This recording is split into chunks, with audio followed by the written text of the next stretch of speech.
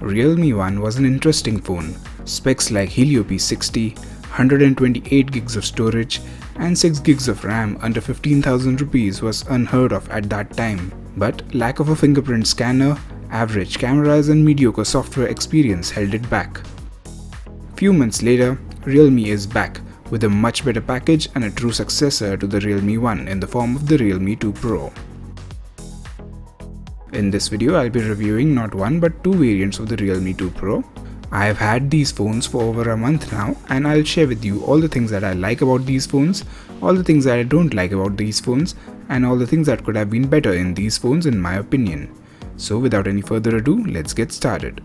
Before we jump to the things that I like, let me just give you a physical overview and summary of specifications of these phones. This phone isn't too big and fits comfortably in the hand. It's about 8.5mm thick and weighs 174 grams. On the front, there is a 6.3-inch display with a dewdrop notch housing the front-facing 16-megapixel camera, a small earpiece, and light and proximity sensors, all of which is protected by 2.5D Gorilla Glass 3 and a pre-applied scratch guard on top. On the back, there is the dual 16+2-megapixel camera setup along with a single LED flash and a fingerprint scanner. The bottom houses the micro USB port, a speaker grill, a 3.5mm audio jack, and the primary microphone, while the secondary noise cancellation microphone is located at the top. The power button is placed on the right side, while the volume buttons are placed on the left side along with the dual SIM tray, which also has a dedicated microSD slot. Under the hood, there is a powerful Snapdragon 660 processor along with Adreno 512 GPU taking care of gaming. There is 4, 6 and 8 gigs of RAM on offer along with 64 GB of eMMC 5.1 or 128 gigs of UFS 2.1 internal storage. Powering all this is a 3500 mAh battery. On the software side of things, there is ColorOS 5.2 on top of Android 8.1 Oreo. And lastly, in the box you get a soft transparent case, a SIM ejector tool, a 10-watt charger, a micro USB cable and some documentation. Now let's quickly jump to the things that I like in this phone. This phone brings a lot of segment first features. This is the cheapest phone with a water drop notch and over 90% screen to body ratio. This is also the cheapest phone, having 8 gigs of RAM, 128 gigs of UFS 2.1 storage as well as Snapdragon 660 processor. All these achievements are indeed very impressive. I also really like the design and finish of this phone. Even though this is not glass, because of multiple layers of lamination and slightly curved edges, this back catches and reflects light beautifully, making it look very premium. The frame also has a metallic paint which adds to the premium look. Even in terms of in-hand feel, it doesn't feel cheap at all. Realme has done an excellent job in the design department. Another impressive aspect of this phone is its display. This is an excellent IPS LCD panel with impressive brightness of over 500 nits and equally impressive contrast ratio of over 1750:1. The viewing angles are great as well. By default, the screen has a cooler white balance, but it can be adjusted to be warmer. Another impressive area of this phone is the sound. The loudspeaker gets quite loud and more importantly sounds good. Same is the case with sound via earphones. This one is definitely among the best in the audio department in its price range. Another area worth praising is the battery life. This phone easily lasts an entire day of medium to heavy use. In my usage, it gave me 5 to 6 hours of screen on time with a mixed usage of gaming, video streaming, web browsing and social networking. Coming to performance, as I mentioned earlier, this is the cheapest phone with Snapdragon 660, 8 gigs of RAM and UFS 2.1 storage, so the performance is really good. The phone benchmarks really well and can rival flagships from 2 to 3 years back. Out of the two variants that I own, the 8GB variant is noticeably faster than the 6GB variant in day-to-day use. As you can see in this speed test, the 8GB RAM variant loads everything much faster thanks to its UFS 2.1 storage. The 6GB variant has good memory management but not the best.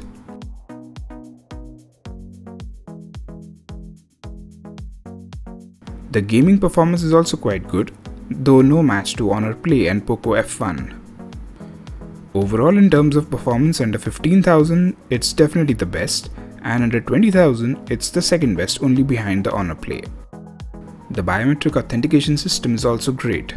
The fingerprint scanner is super fast and accurate. The face unlock system is also very fast, but not as secured and doesn't work well in the dark. Last but not the least is the camera. The primary camera has a really good Sony IMX398 sensor, which was also used in last year's OnePlus 5T. The aperture here is also very impressive at f1.7, which should improve low light performance. The front camera is also pretty impressive on paper with a 16 megapixel sensor with f2.0 aperture. Now let's quickly jump to the image samples. It is immediately evident that the photos are very vibrant with a good amount of detail.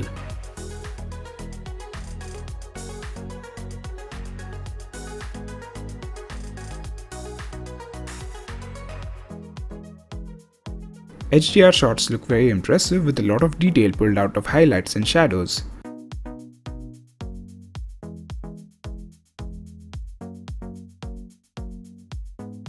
The macro shots are especially impressive mainly because you can get really close to the subject and the camera focuses really fast thanks to its dual pixel autofocusing, and the wide f1.7 aperture makes the subject really pop by giving the background a nice and creamy blur. Indoor shots are also very good in good to medium lighting conditions and even in less than ideal lighting conditions.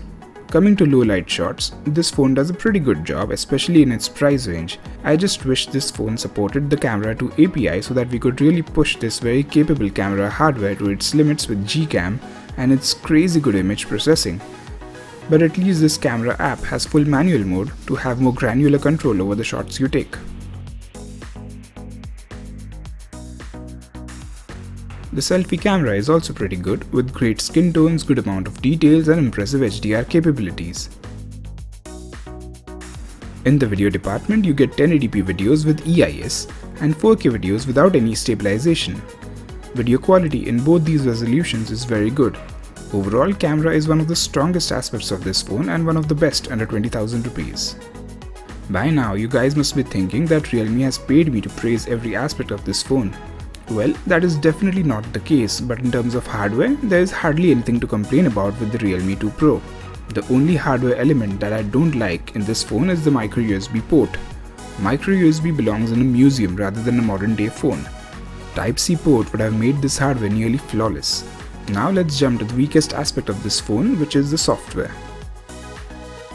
Actually, I was going to complain about a lot of things like not being able to swipe away notifications, or how this ColorOS keeps irritating you when you enable developer options or use any accessibility options. But Realme has pushed out an update which fixes these issues. Good job, Realme. But ColorOS still has a lot of usability issues. As they are listening to consumer feedback to improve their user interface, think of this section as my feedback to Realme on where they can still improve the user experience. First of all, there are no notification badges in the status bar, which is quite inconvenient. Another irritating thing is that you can't access system apps settings directly from the apps.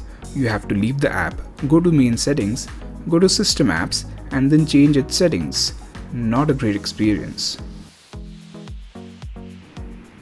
Next, the battery consumption details isn't very detailed and doesn't provide key information like screen on time and battery drain graph like all other Android phones. This user interface has a lot of whites which can be irritating at night.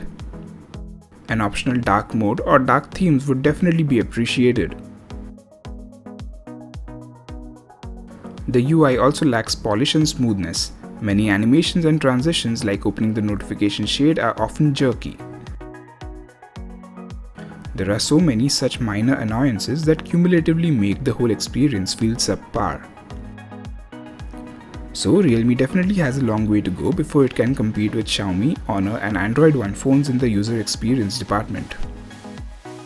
All this doesn't mean that there is nothing good about ColorOS. It does offer some cool features, my favorite being the smart sidebar, which is very useful. Even the screen of gestures are great to have. Now let's talk about the things that could have been better. Like many budget phones, even this phone has only Widevine L3 certification, so it doesn't support HD playback in Netflix and Amazon Prime Video. I know it doesn't make a massive difference on a phone screen, but honestly I'm not a big fan. I do like to consume media in its best quality, however small the difference. This phone comes with a 10-watt charger. This is obviously done to reduce the cost of the phone, as faster chargers are expensive. I understand that and I don't mind it at all. My issue with this phone is that even though its Snapdragon 660 SoC supports much faster charging, this phone doesn't support anything faster than 10-watt charging, which is a slight disappointment.